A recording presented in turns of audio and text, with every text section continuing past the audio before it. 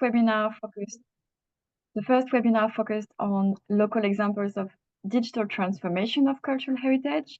Today, we focus on local stories of social inclusion in cultural heritage, and later on, we will provide more information on the forthcoming webinars. This morning, we're going to focus mainly on 3 challenges. The first one is citizens' participation in cultural heritage. The second one is removing barriers to accessing heritage. And the third one is around inclusive governance of heritage. When it comes to social transformation, local governments are key players.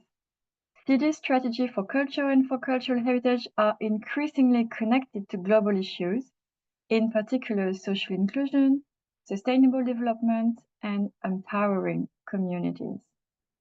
Local governments strive to ensure that cultural heritage is accessible to their population and to ensure that activities bring people together. I would like to share some results from a 2024 Eurocities survey that collected answers from almost 100 mayors in Europe. While climate change remains the top priority for European mayors in 2024, mayors also pay much more attention to social inclusion than last year. 1 out of 3 mayors highlight actions promoting social inclusion and equity as one of their top 3 priorities. All over Europe, cities face similar challenges and are testing different solutions to overcome them. At Eurocities and within the European Heritage Hub, we are deeply convinced that sharing local examples and learning from each other is essential. That's why this morning we're going to travel to Lisbon and then to Barcelona. We have identified the project that will be presented through an open call for local good practices that was circulated by the European Heritage Hub at the end of last year. Before we start, just a little bit of housekeeping. The event will be recorded, so you can choose to switch off your camera. You can activate your own caption. There will be more information about how to do so in the chat. And after the 3 presentations, there will be time for an open discussion. You can then take the floor, or you can also write your questions in the chat. You can also do that during the presentation. And now it's my pleasure to give the floor to Maria Vlachou, who is Executive Director of Acesso Cultura in Portugal. Here's to you, Maria. Thank you, Julie. Good morning to everyone. Thank you to European Heritage Hub and more specifically to the partners Eurocities, Centro Nacional de Cultura and Europa Nostra for this invitation to share with you some opening remarks, opening notes on this session. I will share my slides. And the photo I chose for this first slide is from a visit I did. Well, not a visit, I went to visit a municipality in the south of Lisbon last week to give training to municipal colleagues working in the cultural sector. And they all insisted I had to see this graffiti. And it is Neemias Queta, the only Portuguese player at NBA. And the graffiti was made by Pedro Pinhal, and it is in the neighborhood where Neemias grew up. And everybody insisted I had to see it, and it was particularly moving to see this portrait in that neighborhood. Without water, one dies in 9 days. Yet one can live for 5 years without human touch. Is the latter a luxury? And I'm quoting Justin O'Connor from his book, Culture is Not an Industry, Reclaiming Art and Culture for the Common Good. Going back into history, O'Connor revisits the moment, the attempt in 1997 of Chris Smith, head of the newly, at the time, established Department of Culture, Media and Sports in the UK, to rebrand culture as a culture and creative industry. Needing to convince the Treasury to reverse 2 decades of cuts to arts and culture, his team proposed this rebranding that sounded less elitist, more modern and energetic, as well as economically productive. It would provide jobs, it would have a strong knowledge economy at the basis, it would create potential for social mobility and meaningful work. Now, more than 20 years later, we somehow know that things did not go exactly as planned. And the pandemic made it quite clear how fragile the cultural sector is and how many politicians continue to see it as non-essential. What are the good news for me? The good news is the fact perhaps that many in the sector have realized this and are trying to refocus on what culture is, its own intrinsic value. Culture is what makes us human. Culture is what gives us the tools to make politics. In other words, to negotiate how we're going to live together. This is not only up to professional politicians, as I call them, but also up to each one of us as a citizen and the associations we create in order to pursue the common good. Justin O'Connor considers that culture should be effectively moved back into the sphere of public responsibility alongside health, education, social welfare, and basic infrastructure. Nowadays, there are more pressing reasons for this to happen. And in her book, How to Lose a Country, The 7 Steps from Democracy to Dictatorship, Turkish author Ece Temelkuran writes that today's world is an entirely different mass of people, one with a more limited vocabulary, smaller dreams for the world, and less faith on the collective survival of humanity. This is a world where we see again and again, and I quote Temelkuran again, the humiliated greeting the perpetrator as their savior. It sounds tough, and actually it's not easy to read Temelkuran's book, perhaps because it is a very cruel mirror of the state of our democracies. What she's analyzing in her book, when she talks about these masses that feel neglected and small and wish to be great again, is something John Trotto had warned us more than 10 years ago. The current care deficit and democratic deficit are connected. Tronto also questioned back in 2013 in this book, Care and Democracy, how can people claim to live in a democracy if their fears and insecurities begin to override their abilities to act for the common good? What is the common good? And what makes of us a community, a group of people with a common cause, a common task? And Portuguese Cardinal Tolentino de Mendonça said in a speech that there is no greater, more humble, more creative, or more present mission for us today than taking care of life, the life of humans and those more than humans. Human rights, the climate emergency, authoritarianism, and populism are very pressing issues for us today. And I would like to stress today for the following reason. I just came back from the conference of the Network of European Museum Organizations, NEMO. The keynote speaker was art historian and writer Meta Knoll. And she told us that she checked with ChatGPT the buzzwords for 1992, 2024, and 2056. And some of us might remember what the buzzwords were in 92. Most of us probably guess what the buzzwords are in 2024. But what were ChatGPT's suggestions for 2056? Authentic humanism, climate regeneration, global commons, basic income, artificial intelligence, ethics, and governance. Now, does this ring a bell?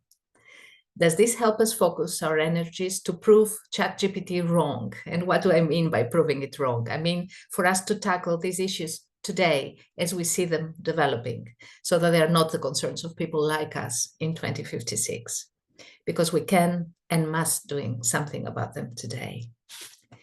Culture Action Europe recently published the report State of Culture, considering, just like Justin O'Connor, that questions like, what do we contribute to the economy? How can we make cultural institutions carbon neutral? And how do we contribute to health and well-being are very relevant. But instead of the cultural sector struggling to answer them, we should make space for our own questions. Lars Ebert, who's the General Secretary of Culture Action Europe, questions in the foreword of the publication. Where is our political argument concerned with how we see humans in our society? In other words, how people relate to each other in communities and how they can not only enjoy the, let's say, negative freedom to consume, to vote, and to like, but also the positive freedom to make informed choices, build communities, take political responsibility, and lead a life that allows for meaning making. We, in Acesso Cultura, Access Culture, have the vision of a curious and inclusive society in which everyone can dream, have opportunities to participate, and be the best they can. To be capable of caring and making commitments to what we care about, as Joan Tronto understands freedom, or to decide who we ought to be and what we ought to do, as Justin O'Connor defines freedom. Our mission is to promote physical, social, and intellectual access to cultural participation, and we try to fulfill this mission by investing on professional training, doing consultancy for different cultural organizations, making available publications and other resources, and organizing in June every year Access Culture Week and Access Culture Awards. And we'll do all this precisely because we share the concern this session wishes to address today. How can we increase citizen participation in the field, creating a stronger sense of belonging and community? What strategies can be used to develop impactful projects that remove barriers to accessing cultural heritage? And how can inclusive governance processes be effectively implemented? Citizen participation, which is something more than simply voting every 4 years, is fundamental for a good quality democracy. And all too often, the opportunity to participate is hindered by diverse physical, social, and intellectual barriers. Thus, a fundamental human right is ignored. A more than representative democracy is needed more than ever. We look forward to listening to the case studies chosen to be presented here today. Before we give the word to our colleagues, 2 suggestions. I would invite you to check out the work of Democracy Next and the citizens' assemblies it has helped organize in 2 German museums. Last April, in our series of debates, The Activist Museum, Going Deeper, which is available on our YouTube channel, we discussed with one of these museum directors, Thomas Geisler. And our next debate in the series, The Activist Museum Going Deeper, will explore the effects of populism and far-right extremism on museum work. It will be on the 25th of November from 7 to 8 Central European Time. You're all invited. And if you don't find these links, please write to us. We'll be happy to send them to you. Thank you for your attention. Thank you. Thank you very much, Maria, for your interesting intervention. Thank you, Europa Nostra. Thank you, Eurocities, for organizing this webinar. I'm Teresa Tamen from Centro Nacional de Cultura from Portugal, one of the partners of the European Heritage Hub. I'm presenting our Portuguese guests today, both from Lisbon. First, the Museum Bordalo Pinheiro, who will be represented by its director, João Alpuim Botelho, and also by Liliana Pina, coordinator of the Education Department. And after, Sara Pereira, director of the Fado Museum. So the Museu Bordalo Pinheiro will go first and will focus on its continuity project that showcases the artwork of Rafael Bordalo Pinheiro, reaching out to diverse audiences beyond the museum's building in Lisbon and taking on a dynamic conception of its role in the community, contributing to social transformation through active citizenship. Bordalo Pinheiro was a multifaceted Portuguese artist who lived between 1846 and 1905 and left a very important graphic and ceramic work. Alongside his enormous talent, Bordalo was also an artist of values, a fighter against injustice, for freedom and active citizenship, using humor as a tool for these purposes. So, João Alpuim Botelho has a degree in history from the Faculdade de Letras of the University of Lisbon and a master's degree in museology and heritage from the Universidade Nova de Lisboa. João began his professional life at the Centro Nacional de Cultura, so we were colleagues 30 years ago, and then was responsible for the Museum of Traditional Costume of the Municipality of Viana do Castelo in the north of Portugal. He was executive director of the Municipal Theatre of Porto, Rivoli, And since 2014, he's the director of the Bordalo Pinheiro Museum. Liliana Pina, who's with João, graduated in history teaching and master in museology from the University of Évora, having completed the curricular component of the PhD in history and philosophy of science at the same university. Since 2004, cultural education mediation in museums has been the main challenge of her professional activity. In the last 7 years, as coordinator of the education department at the Museu Bordalo Pinheiro, Liliana has been developing cultural mediation programs for different audiences that promote reflection, argument, debate, and freedom of expression inspired by artistic language and humorous criticism. Hello, Liliana and João. Good morning. Hello, good morning. Good morning. Hi, everyone. May we start our presentation? I'm just sharing. Okay. Okay.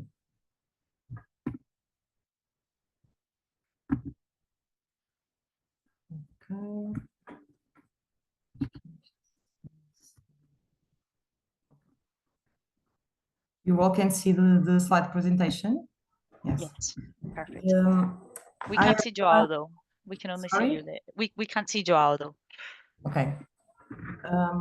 Hi everyone, this presentation is about Bordalo Pinheiro Museum and its long-term education program.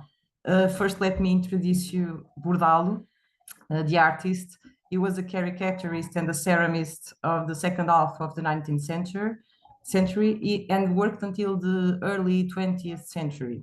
As you can see by the picture showing his tongue, a sense of humor was an important tool of his creation. He had also a disruptive attitude, defending Republican ideas as education, justice, equality, and freedom of speech during the latest monarchy period in Portugal. This museum is located in Portugal, in Lisbon. The collection has got drawings of the artist that he made in his own newspapers. He was the owner of the newspapers, with political and social criticism, and ceramic objects produced in the factory he had also created. The education program. Well, first let me introduce you Zé Povinho.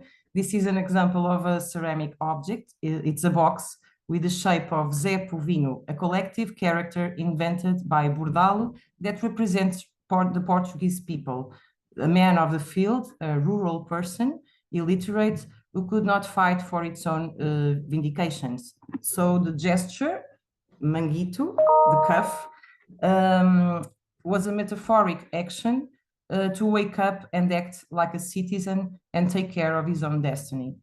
That is why we call our program CUF as a philosophic gesture, because it's based on the value of thinking, of critical thinking. The ideas Bordalo expressed in these works of art are in the basis of the education program conception, in which we would like to highlight dialogue based in freedom of speech and critical thinking as important tools to think society then and today. Our program also intends to value long-term relations in order to balance it with one-time visitors. The both kind of relation are important in museums, but serve different intentions.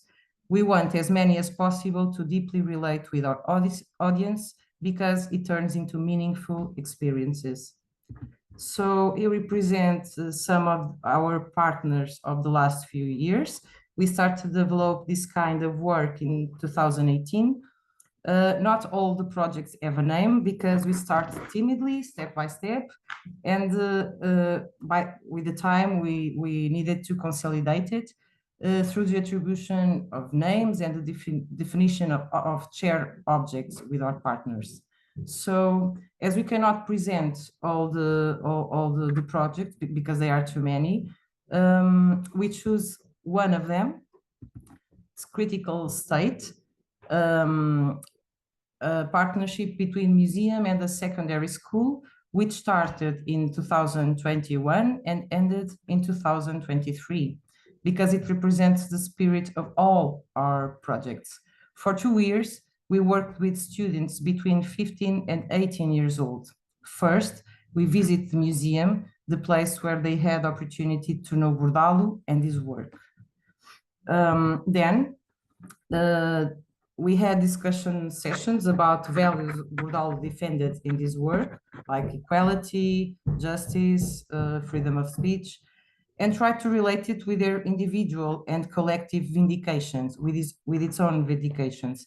The idea was to create moments of dialogue and critical thinking. We also collaborate with an artist, a photographer. His name is Vitorino Coragem, who work with them about how we can express our ideas through images like photography. Then took place several photographic sessions at school. We would like to highlight the observation as a mean to think about our everyday life. There are some examples of the photographs of the students. Then the project reached a new step. Discussion sessions about themes we observed as the main concerns of the students.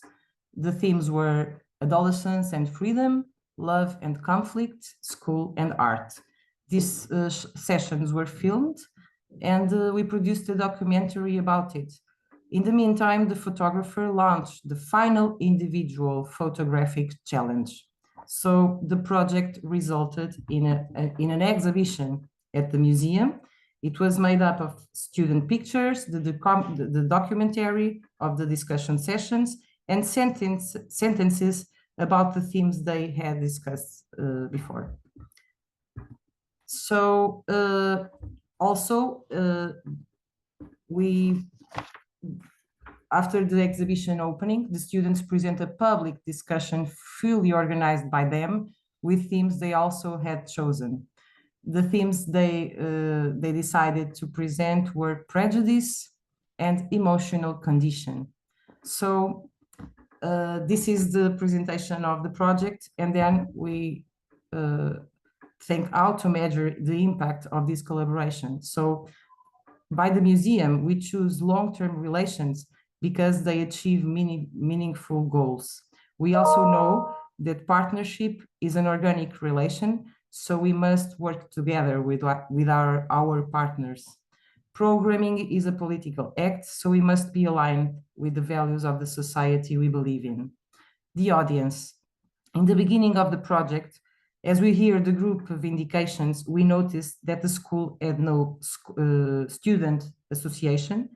Also, they had no idea how the scholar administration works and how can their ideas could be represented in it. So the school administration and teachers talked with the students and started to program monthly discussion sessions in order to solve their issues and school problems. So the main goal of this project was to use freedom of speech, critical thinking, and dialogue as tools to achieve changes in society. So measuring the impact is also thinking about how many new questions and experiences this project raised. So we end with a student testimony that I'm going to read now. I'll give you my example. I'm already mentally and emotionally exhausted. Inside school, I feel like I'm trapped in a bubble and that every day repeats itself. It's always the same routine, always repeating the same thing. And when I get outside, I free myself from the bubble. For example, outside the school, I do more things. So I leave you with a question that resonates in my head ever since. That is, what democratic pathway is the school doing? And through independence, the citizens, the museum, and the society. Thank you. Thank you, Liliana and João, for your presentation. We will now hear about our second project, Lisbon's Gesto do Fado, Fado Gesture, is a visual archive that brings deaf people closer to Fado music, serving as a reference for the translation of poems and lyrics in Portuguese Sign Language. Sara Pereira will be presenting it. Sara has a degree in art history and a postgraduate in local and regional history.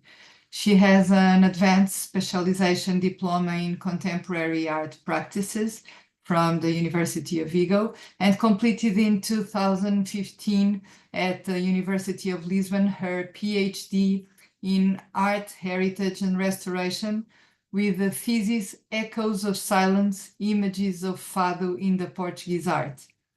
Director of the Fado Museum and member of the scientific committee responsible for the Fado nomination to the representative list of the UNESCO Intangible Cultural Heritage of Humanity, where it is inscribed since 2011. Sara is also coordinator of the safeguarding plan included in this list. Good morning, Sara. Good morning. Good morning to you all.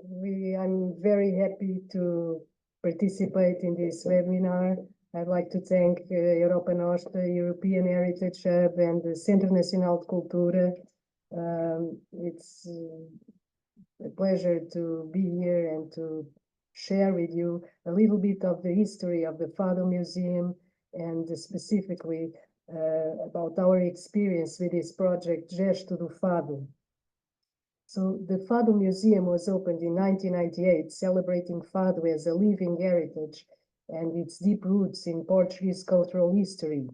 Our museum has received donations from hundreds of Fado artists, interpreters, authors, composers, musicians, luthiers, professional and amateur artists, scholars, researchers, and we can say that Fado artists have trusted us their collections in order to achieve a collective safeguarding program of this immaterial heritage, and the Fado Museum pays tribute to them, to all of them, working closely with the community and investigating, researching, and promoting the singularities of this performing art. Aiming to promote the importance of Fado as a living heritage, as well as its relevance as an inspiration source of dialogue between people and communities, the museum organizes an enormous range of activities: research, investigation, publishing, temporary exhibitions, as well as a long-term exhibition, conferences, seminars, a digital sound archive including thousands of historical recordings from the early decades of the 20th century, a record label launched in 2016 featuring works by new artists as well as historical recordings, regular Fado and guitar concerts indoors and abroad, and we are proud to offer a permanent educational program that includes a Portuguese guitar school, a permanent guitar workshop where one can learn how to build a Portuguese guitar, open lessons of Fado poetry, private lessons for Fado singers,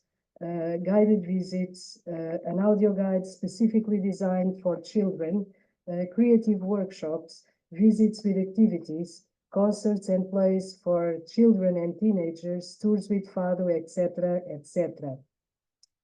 Fado is a living heritage, an art under permanent reinvention, and for all of us at the Fado Museum since the beginning, since its origins, it was very important to work closely with the community, and more, we wanted to be a part of the community. So we can now say that the artistic community is deeply involved in all our activities and mostly in our educational programs. This is also why the Fado Museum led the national application of Fado to UNESCO, and since the inscription in the representative list of the immaterial cultural heritage in 2011, we have been implementing the safeguarding program, maintaining an open dialogue with artists and luthiers, along with scientific research activities, encouraging partnerships with higher education institutions, and always working towards more and more accessibility. So about Gesto do Fado, We can say that it's a visual archive of fados aiming to bring deaf people closer to fado music and serving also as a reference for the interpretation of the poems and lyrics in Portuguese Sign Language. This archive was launched in 2023 and developed in partnership with Acesso, an organization dedicated to increase access to culture and entertainment for people with disabilities, and the choir Mãos que Cantam. We can translate this as Hands Who Sing, a choir composed of deaf people which uses Portuguese Sign Language. I guess I can say that we all had once the wrong perception that deaf people, due to the nature of their circumstances, are prevented from enjoying music. This is a deeply wrong idea because they can and they deeply enjoy music. As well as other human beings, deaf people can also be musicians, performers, and other music professionals.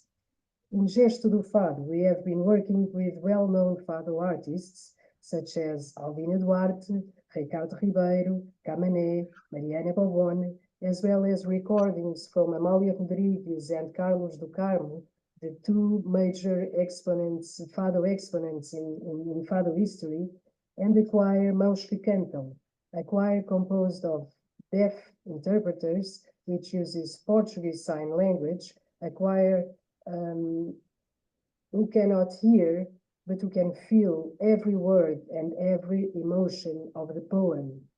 So the previous study of the poetry by the deaf performers was, in this sense, a major part of the process. Prior to the recordings, several visits to the Fado Museum took place, and the history of Fado was explained by our team to the interpreters of the choir Mãos que Cantam, who, on the other hand, explained to us several aspects of the deaf culture. During those visits, we could learn that deaf people have faced severe discrimination throughout much of human history. On the other hand, the elements of the choir Mãos que Cantam became to realize that Fado interpreters have also faced severe criticism in the 19th century and throughout the first decades of the 20th century. So these previous visits and meetings were a deeply rewarding experience for both the museum team and the choir team, because all of us could learn so much more about our cultures and identities. The main goal of Gesto do Fado was to try to bring deaf people closer to music, to Fado and its poetry, creating reference interpretations in Portuguese Sign Language for the Fado lyrics. Throughout an accessible archive, the deaf community can find a reference whenever it looks for a Fado poem.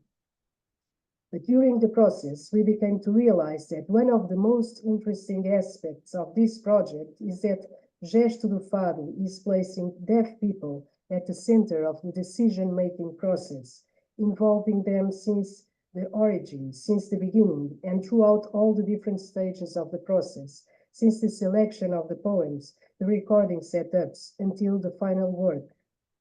The Fado Museum had already included Portuguese Sign Language in concerts, mostly in A Fado no Cais, a partnership that we started in 2012 with Centro Cultural de Belém, in order to promote Fado in one of the most important concert halls of Lisbon. But here, with Gesto do Fado, we have gone a little bit further, because we have placed deaf people at the center of the decision-making process, building this project together with us. In addition to this, Gesto do Fado places deaf performers at the center of the stage, side by side with well-known Fado artists, all of them sharing the stage, all of them at the center of the stage, sharing an amazing experience, an experience described as an amazing experience by both deaf and listeners. We have also learned that deaf people see their deafness as an identity, not a disability. They value their deaf identity and take great pride in being who they are. They do not see themselves as people with a disability, but rather as members of a linguistic minority, a community with its own culture. So Gesto do Fado looks forward to give them the opportunity to share an enjoyable experience. One can ask, besides the music, what makes the experience of a concert enjoyable? The chance to be with the people we love, the opportunity to share the experience. So another positive output of Gesto do Fado for us in the museum was to bring deaf people to what is first and foremost a social, enjoyable experience. One of the deaf interpreters, Antonio Cabral, shared with us while we were recording, the conductor, Sergio Peixoto, is the music, and we, all of us, we are the poem. So, as you can imagine, this was a deep learning process for all of us, an amazing learning experience for both listeners and deaf people. Fado artists describe this experience as if they were rediscovering those lyrics and melodies. All singers who participated in Gesto do Fado describe this experience as a journey of rediscovery of those lyrics and melodies, all of them describing feelings of enchantment and surprise. For all of us in the Fado Museum, this was an extremely rewarding experience, and we look forward to work on the next videos of Gesto do Fado with the choir Mãos que Cantam and Acesso Cultura. I want to thank you all for your attention, wish you all the best, and invite you all to assist a little video with a few seconds of different recordings from Gesto do Fado. I hope you can enjoy it, and you can see the complete videos in our YouTube channel and at the museum website. Thank you.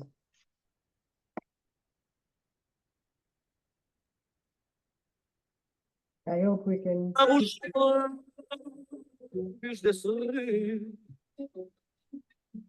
Que nasceu na minha sede,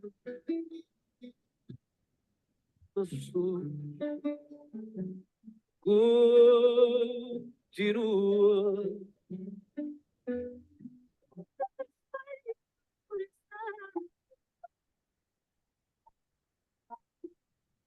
Meu peito batia,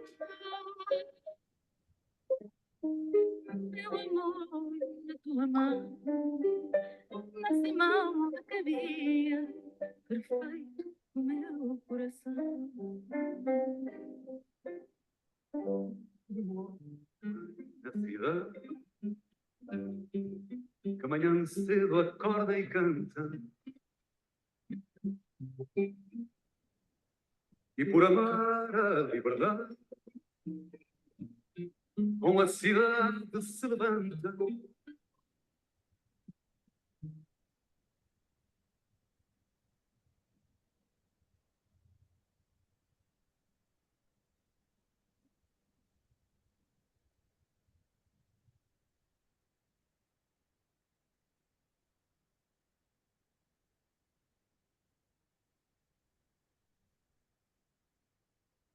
Thank you very much, Sara, for this comprehensive presentation and a beautiful recording. My name is Iwona Łopacińska. I work as the Hub's project coordinator on the side of Eurocities. And I have the pleasure now to give the floor to Ferran Urgell from Municipality of Barcelona to tell us about holistic inclusive policies of the city and how they were well translated into practical solutions with local partners. Ferran has been an accessibility coordinator.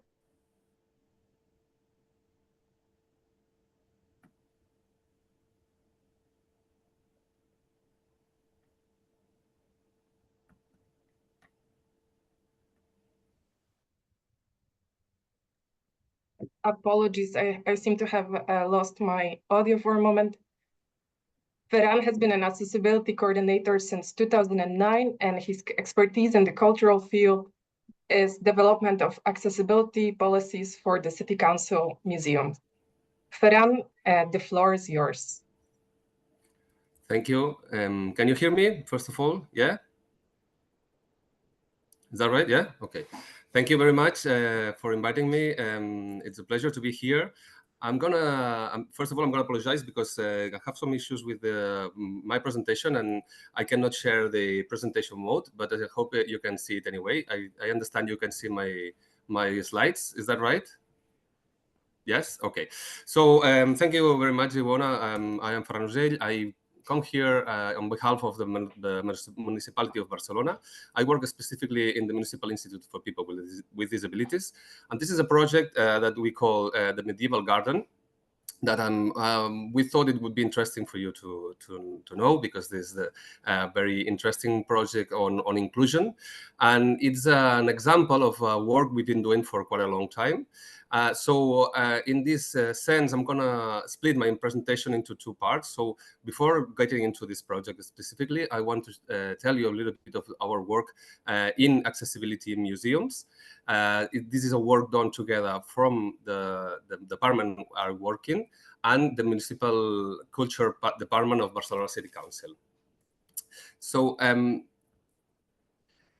the project I'm going to talk about is placed in the Royal Monastery of Santa Maria de Pedralbes.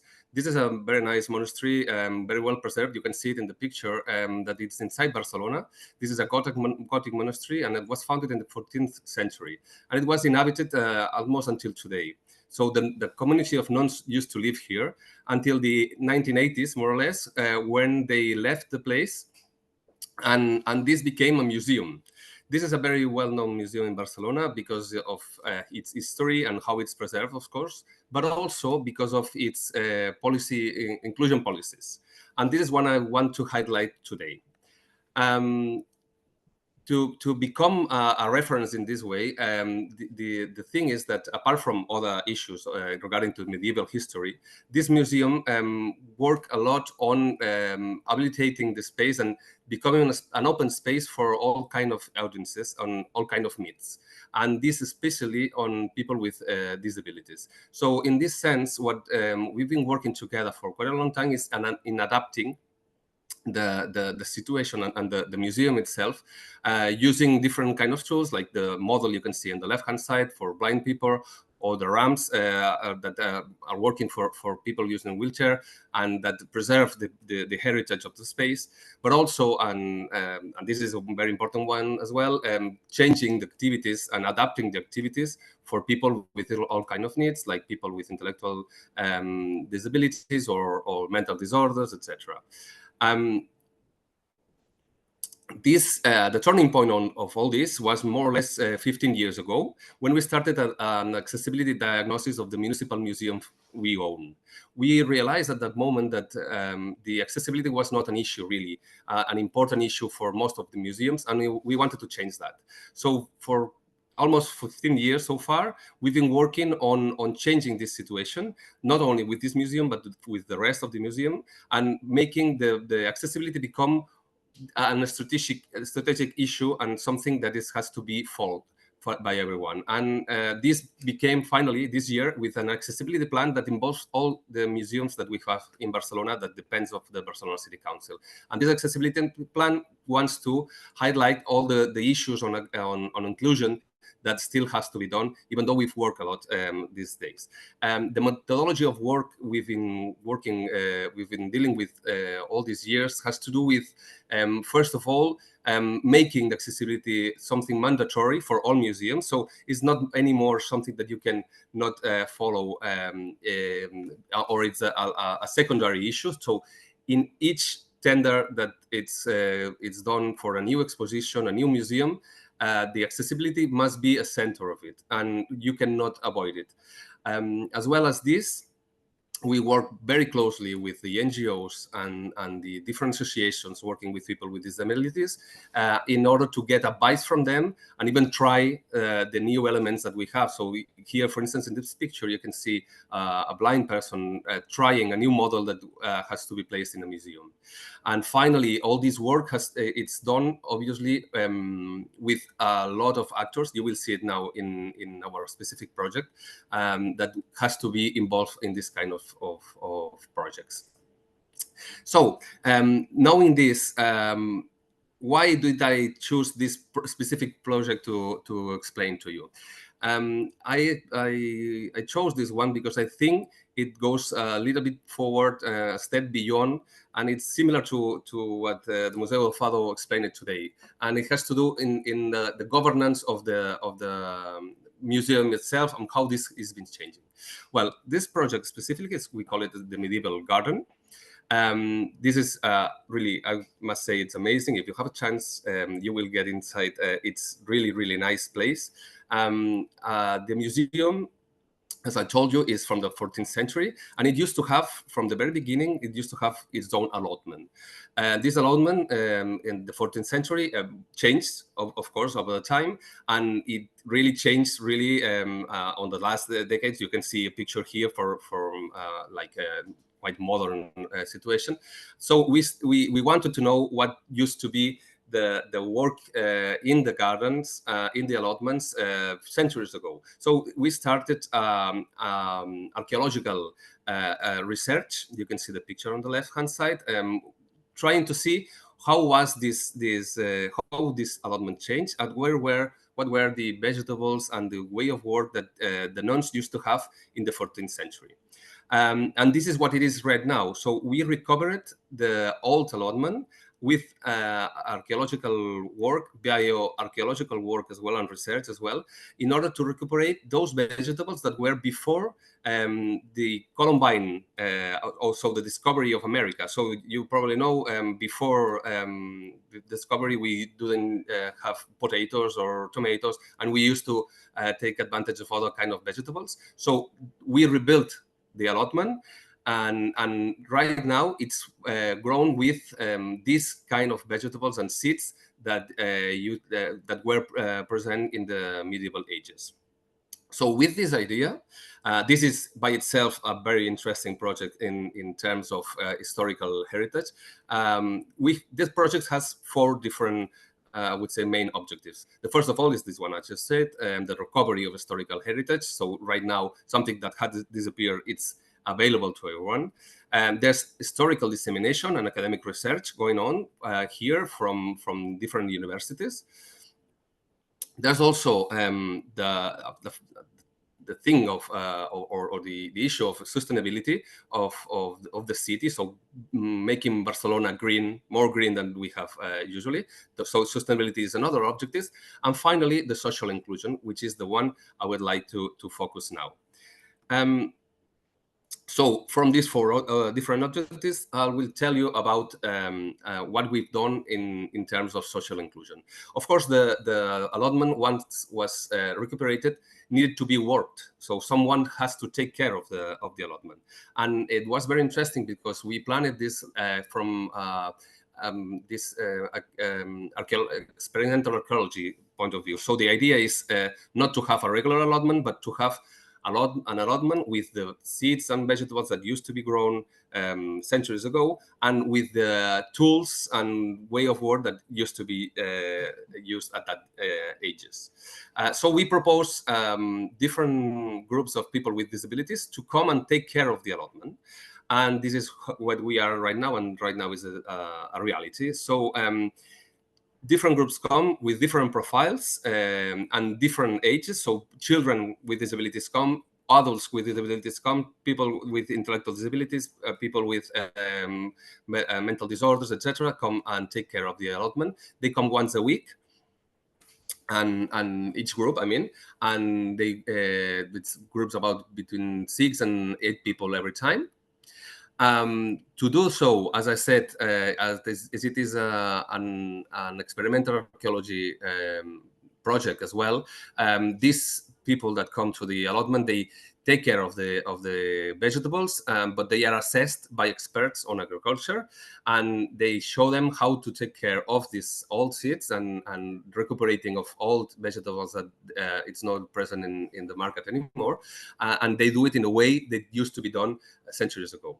An important thing here is that we have a lot of production, and the users can take as much as they want, but of course we have too much production. So this is why we thought on giving away all this production to social canteens. The fact of that this is a very high quality and healthy production has a secondary element that involves this project, is that we are giving to a social canteen very good food, and this is has to do also with the dignification of the receivers of this food. So you probably know usually the food that is given to the social canteens is food in bad conditions, and now in this project we're changing this, and we're giving like premium vegetables to these places, and this, as I said, dignifies their situation. You can see here in the picture, for instance, one day they were bringing the food to the social canteen. The main results of this project, I would say, this is the very complex network of actors that are playing here. So we need a very interesting coordination between all the actors that are playing in this, and that everyone has its own benefits, of course. There's a social promotion of the people with disabilities, so that they are used to be a population that receives aids. In this case, it's the opposite. So they are helping other people, and this changes their role in society, and it's very highlighted by all the NGOs that work in the project. And also we are opening the museum to community, so it's not only that they are users anymore, like visitors of the museum, but they are part of the team that are working. And I would like to highlight this later on, just briefly. Finally, we saw how the people with disabilities improve their quality of life. We actually did a research on that, and we saw that the quality of life index that we experimented, we saw that areas such as personal development, emotional and physical well-being, more relationships, education, etc., are being increased very importantly. Actually, even some of them, they say they even sleep better. So this is mainly the most interesting results for us, as is this a social project as well. So finally, regarding to this openness, I was saying, I would like to just quote what the technicians and directors of the museum said, because I think it's very exemplary. They said, we are not open to community. We actually have the community inside. And this is a big change I think this project has become to. And is the fact that people with disabilities, they just don't come regularly, once a week or once every 2 months or whatever, to museum. They are part of the team, and they take care of part of the museum, and so they are seen as part of the team of the museum, and this makes the inclusion something that is inside really of the daily working of the museum. I hope it was interesting for you. Thank you very much for your attention, and that's it for my side. Thanks. Thank you very much, Ferran, and thank you all our dear speakers. I think with this last example, we also saw how policies can really turn into tangible results, and how like this practice, social, green, and cultural, developed with local partners. So thank you very much for all these free, diverse initiatives presented to us today, and we can see in the chat that they also resonate well with the audience. Thank you so much to our public for being so active and responsive. And this is really the time that we would like to actually open the discussion and share local stories, not only from the side of our guests today, but also from this side of our audience who's joined us this morning. So feel free to raise your hand and take the floor. I will invite you to speak, and just if you could, before asking your question or just commenting, please introduce yourself briefly. If you prefer to write your question in the chat, that's also okay. We will read it to our guests today to answer. And it's also an opportunity for our guests to exchange. So for all our speakers, if something sparked your curiosity also about the other initiatives presented today, or our introductory slides, please take this opportunity.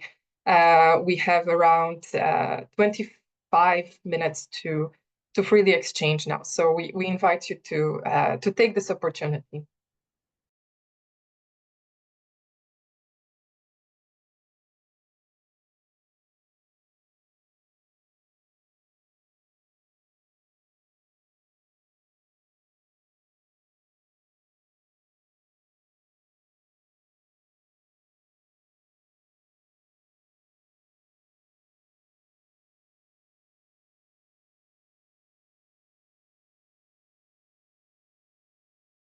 And Christy, in case I missed some raised hands, please let me know. But I think I can see it well on my side as well.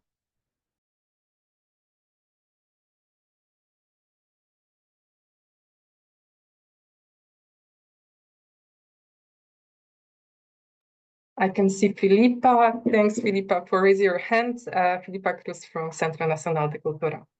Yes, thank you, everyone. It was an incredible experience to learn about your projects. I will start a conversation in order for people to also feel comfortable to share and to ask whatever they might want to know about your projects. I resonated deeply with the Museu do Fado's project, with the Fado gesture. And so I was wondering if it could, Sara, elaborate a bit more about this relationship with the deaf community, the conversations that you had with the choir members that you mentioned. And also I had this curiosity about is this practice a common practice nowadays, or at least shared with other musicians, other communities of artists in terms of live concerts? So you mentioned that you've used deaf performers in live concerts before, but I've never seen this. So I was wondering if this could be a good practice to be shared with other music related projects, or if it's already something that is common to others, you know. Well, thank you, Felipe, and thank you for your amazing work also. The Fado Museum has used Portuguese Sign Language in concerts, which is basically different from what we are doing here. When we talk about Portuguese Sign Language, we are talking basically about a kind of translation to Portuguese Sign Language from the lyrics that are sung. But here in this project, and that's why Gesto do Fado for all of us was so interesting, is because the community itself has a much wider participation. They work with us to choose the repertoires, to choose the lyrics that they can imagine, that they can make sense for them. They work with us to choose the setups, recordings. They work, there is basically, we are not building a project for the deaf community, we are building a project with the deaf community, with them. And that's one of the most positive aspects of this project, as I'm concerned. We started with this idea we wanted to bring deaf people closer to music, closer to Fado poetry. But during the process and in the way we were working with them, always together, I believe that one of the most positive outcomes of this project is that the deaf community in this project is really at the center of the decision-making process. And this is a learning process for our team, for the artists also. The artists are really amazed. They talk as if they were listening to their poems for the first time. Because all of us listeners can have this experience, we can understand a lot more ways to listen, to feel, to interpret music, and this was an amazing discovery for all of us, and it's been really extraordinary, and it's been a huge learning process for all of us.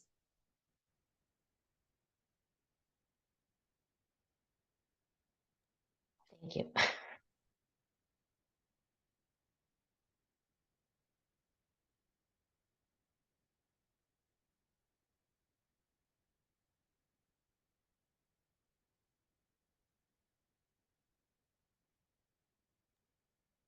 I can see two raised hands. Maybe first I'll give the floor to Maria Vlachou.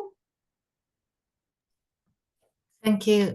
Just to say that I added in the chat a link of a European project we were partners called All Areas Access, and the focus was precisely how to make live concerts more accessible to both deaf people who are sign language users, speakers, and deaf people who use the language of their the oral language of their country, and also to involve deaf performers who are very, very, very few. And it's a pity. We should create conditions. As Sara was saying, this idea that deaf people don't care about music or dance is totally wrong. And we should create conditions for people to do what they want and enjoy in life. Thank you. Great, thank you both. And now I have the pleasure to give the floor to Lucerita Nunziata from Cyprus Institute. Hi, Lucerita. Hi, everyone. Yes, my name is Lucerita. I'm a researcher at the Cyprus Institute from Cyprus, Nicosia. I'm also working on the digital transformation in cultural heritage, specifically in the museum sectors. And all the projects are very inspiring for the community involvement side.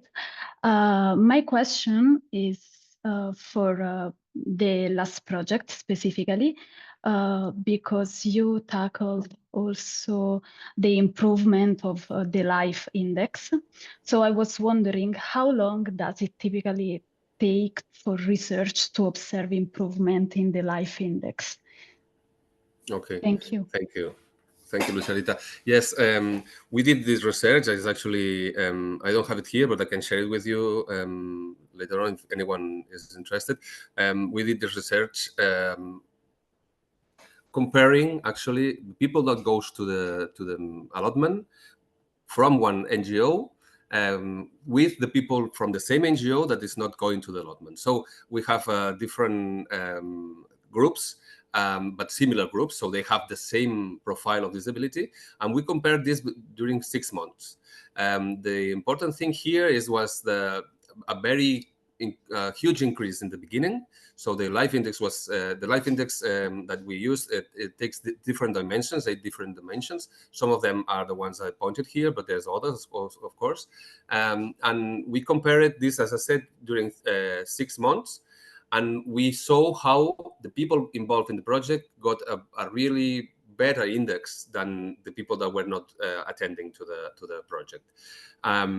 This was published actually in a indexed research review, and where all this is. And this is what I if you're interested, I can share with you.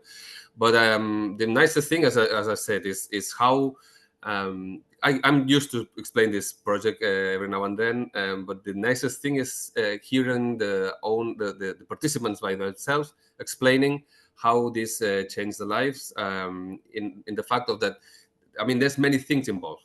They change the place. For instance, they are used to be in a facility, and they have to move.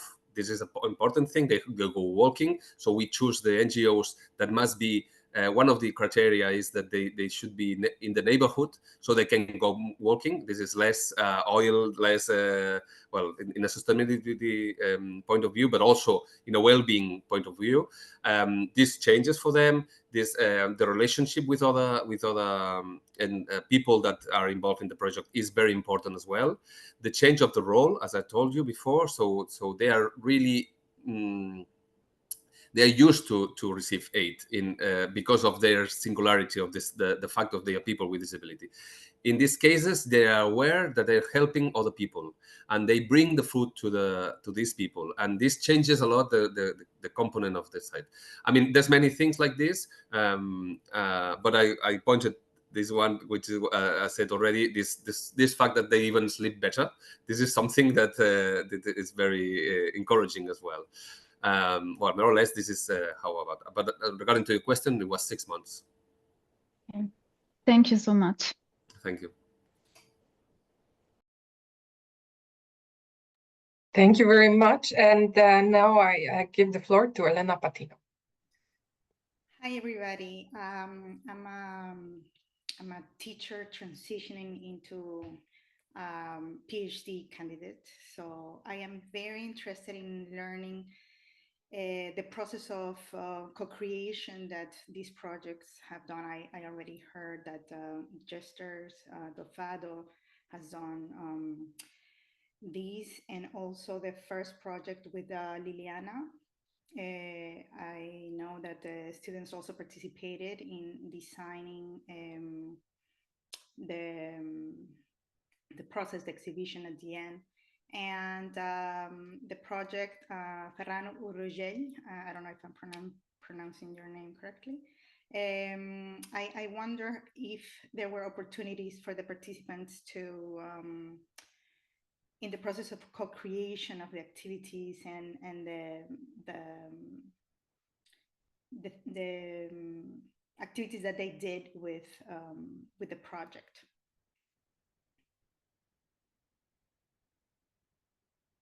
So that's my question.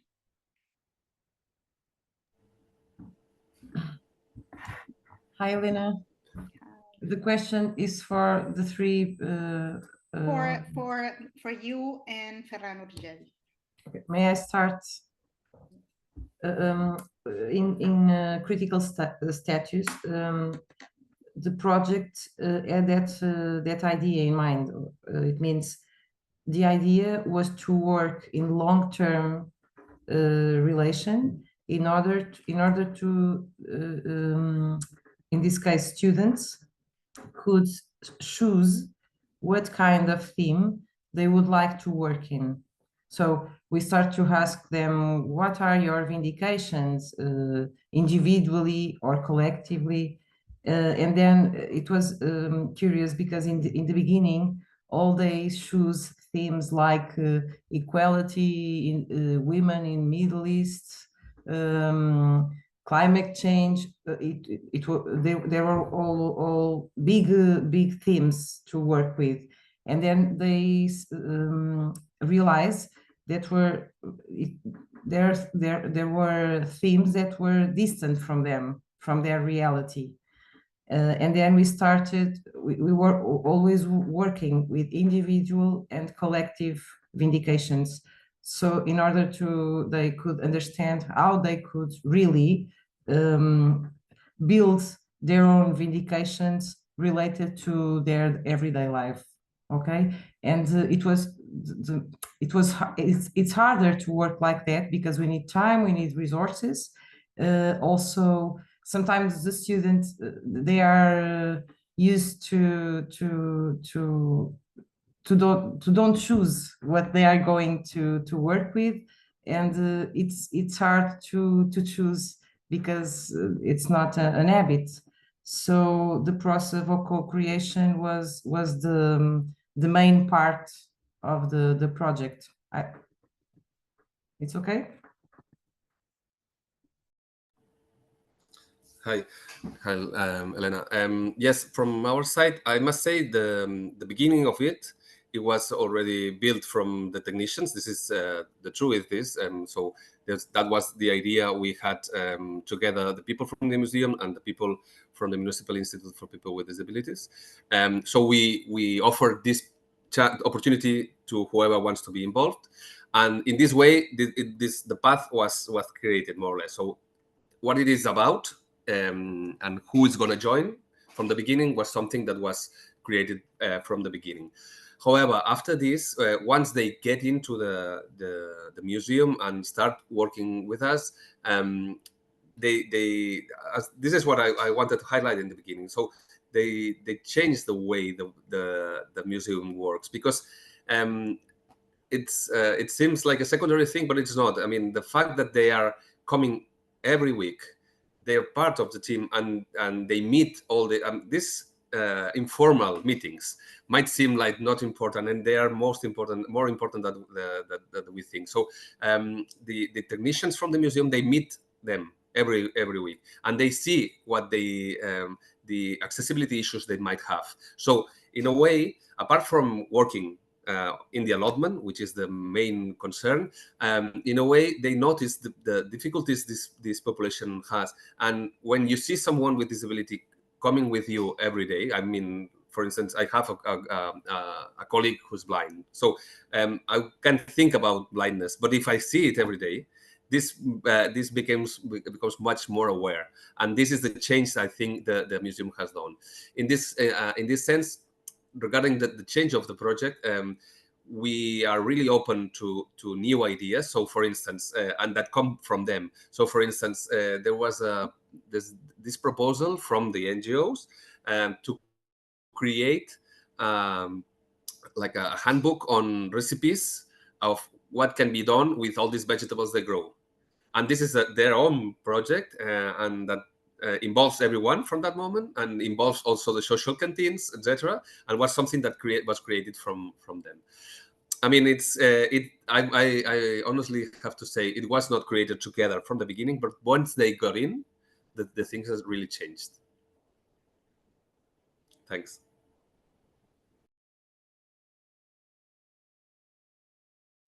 Thank you.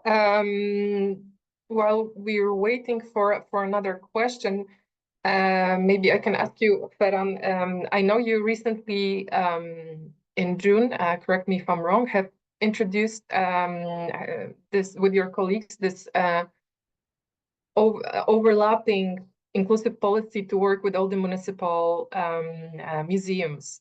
I was curious, maybe you could tell us a little bit already now after some months of work, how do you find it, and maybe some tips on working in general with such diverse stakeholders. How do you organize it from your side? Is there a network of exchange? Just your impressions of working with the sector as a whole in your municipality.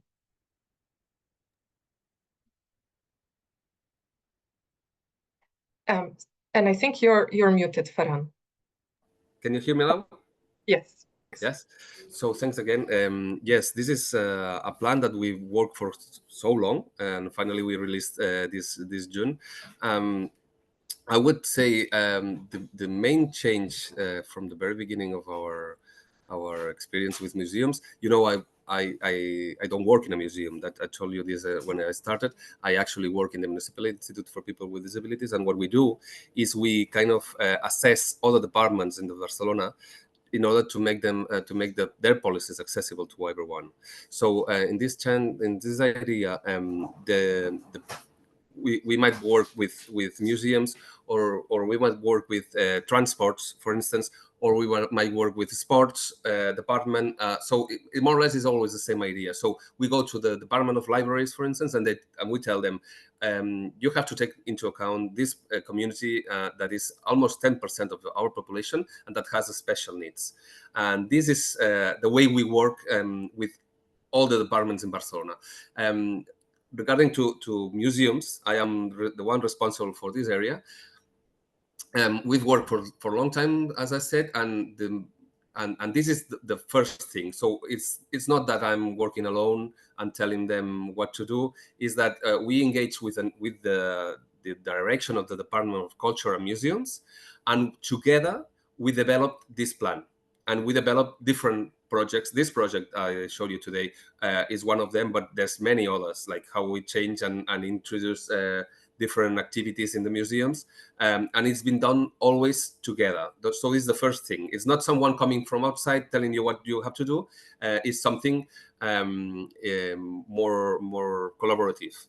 As well as this, another turning point again on all this relationship was the fact that we achieved like a responsible in each museum, are responsible for accessibility. That will be our partner, I would say. Okay, so I cannot be in all museums, of course, and I don't know what's going on. The new exposition that's coming up in 2 months. I don't know about this. So what we did is like we engaged a network of different experts in all the museums that we own. And this network has its accessibility advisor from or expert in the museum, who is related to me in this case. Okay, so we have the coordination, and this helped me, of course, and helps the museum to engage policy inclusion policies because they are in the field. And finally, with all this work, another big step was the one I already said, that accessibility is like security, for instance. It's not anymore something that you can take or you cannot take if you don't want, or you can't. It's mandatory.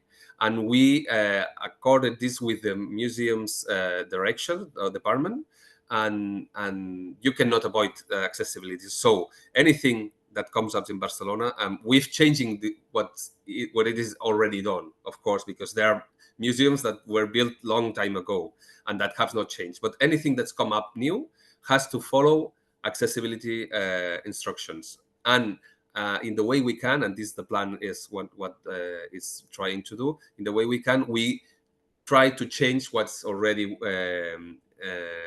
been constructed or built. From here, we hope really we have very good results, I would say, in physical accessibility for museums. So this is something, I wouldn't say it's completely solved, but it's something that we've been working for quite a long time. We have done some work on communicative accessibility, and they are changing in this case, but still some work to do. And we find we're definitely a lot of work to do in cognitive accessibility. So this is the new scenario that is opening to us. So how we can change the contents of the museums in order to everyone can understand them as well from a cognitive point of view. Yeah. Sorry, maybe I was too long explaining myself. No, it's a complex work. So it's interesting to hear also indeed for potentially other local municipalities who'd be inspired by such a cross-network work. It's very interesting to hear. Thank you. And I see our project colleague Manon from Europa Nostra has a question now as well. Yes, thank you, Iwona. So I'm Manon. I'm working for Europa Nostra as the project manager of the European Heritage Hub. First of all, thank you very much to all speakers for the very inspiring presentations. So I would have a question for all three projects about the possible replicability or adaptability of your initiatives to other local contexts. Do you think this is something that is possible? And have you already, or would you be ready to cooperate with peers from all across Europe?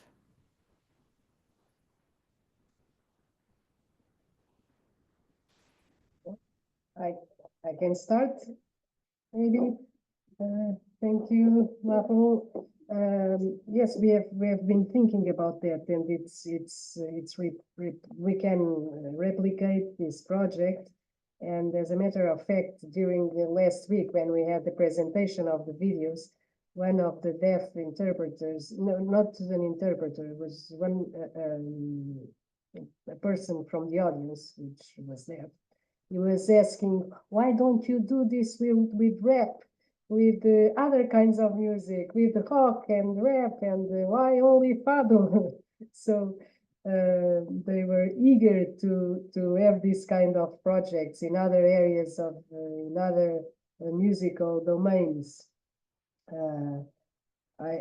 So yes, we think it is easily transformable among other and with other musical genres, and we are open, of course, to work with peers. Basically, what we've learned here is that we are not talking about a community with identical characteristics. We have people who have little disability, a hearing disability, and we have people who have sign language as their mother tongue language. So we have to keep working harder and in a wider perspective, always to increase accessibility. Thank you. Hi, Manon. For Bordalo Pinheiro Museums, it is also possible to replicate this project in other contexts or other countries, because we talk about a language that is universal. It's about citizenship, about human rights, about how to think, critical thinking. So we consider that it is extremely important to work with those tools with other audiences. So yes, we are. Hi. Yeah, for sure. We are eager actually to share this kind of projects with anyone who's interested in. We've done so. We really, and I myself, I really enjoy having the chance of meeting other initiatives around Europe, and we commonly receive people from around Europe to this project. We've replicated this project, not specifically the same one, because this is, you can understand, this is something very special, having a monastery and this special location. This is, of course, quite difficult, and maybe you cannot repeat it in other museums, but we've replicated this in rooftops gardens. So we do have actually up to 10 rooftop gardens in Barcelona, in municipal facilities that were useless these days, and until now there was nothing going on there, and we built their hydroponic gardens that more or less is similar to what I explained. They are run by people with disabilities, with all different kinds of disabilities. They come there and they take care of the garden, and they give away the food, etc., etc. So and this has been shared with other partners from around, and we presented this in different places, and we'd love to have to see this replicated in other cities. That would be fantastic, really. But the idea is more or less like the one I told you, but instead of being a regular allotment in the soil, in the ground, instead of that, it's in the rooftop, which gives another perspective, and another, it's very nice to see as well. So you are in the high spaces of the city, and we have about up to 250 people more or less working with all the gardens together. And I think, Ferran, it was actually a new European Bauhaus selected good practice, if I'm not mistaken, right? That's right. Yeah. We won with, not with the one I presented today, but with the other one. We presented in the New European Bauhaus Awards last year, and we were selected as winners, which was really very, very nice. And it was a fantastic experience to meeting, again, people from all Europe, and meeting people with different projects, some similar to us, many others completely different, but you see innovation in the blood of everyone there. Fantastic. Thank you so much, and thank you, Manon, for your question. I don't see any more raised hands, unless someone has a really burning question. This is the last chance.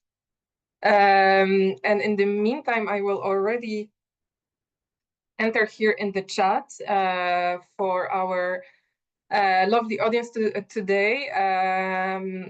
Thank you words, and also ways of further engaging with the project. So just to make sure, no, I don't see any more questions in the chats. I think we've covered it all. I will then try to share with you a document that will show our latest updates and opportunities. I hope you can see it well from my side. In this Sharing Local Stories series of the European Heritage Hub project, we indeed still have 2 more thematic opportunities to come. However, they will come in already in the months of next year, together with another capacity building opportunity of peer learning visit for cultural heritage professionals, We will, of course, indicate more details and release an open call ahead of the time.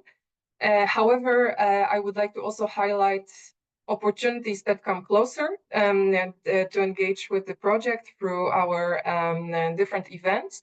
And another online event is really coming soon, still in November, on 25 November. We invite you to follow our partners' webinar on cultural heritage for a regenerative digital transition in EU neighbor countries. So looking at the social and green aspects of digital transition in the area of work where we also focus within the hub. This will be brought to you also in partnership with Europa, and our project partner in the hub.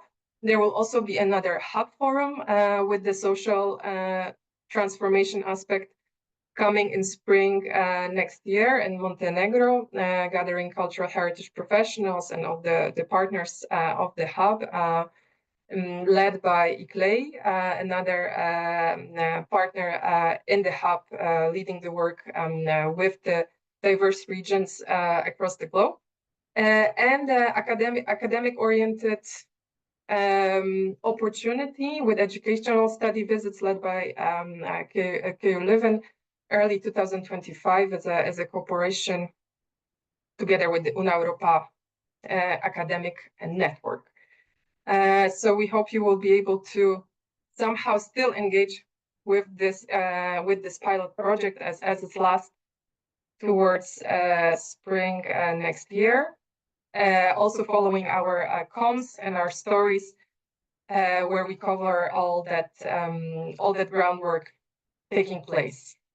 Thank you so much for today. Thank you to our dear speakers representing Acesso Cultura, Bordalo Pinheiro Museum, Fado Museum, and Municipality of Barcelona. Thank you very much to our project partners, Europa Nostra, Centro Nacional de Cultura, and most of all, thank you very much, our engaged audience. We hope that you enjoyed being with us this morning on Friday, and that you will take a lot of inspiration from the stories, and we will make sure to cover more of such good practices in the months to come. Thank you very much all for your time and engagement. And also, thank you for the colleagues supporting us today.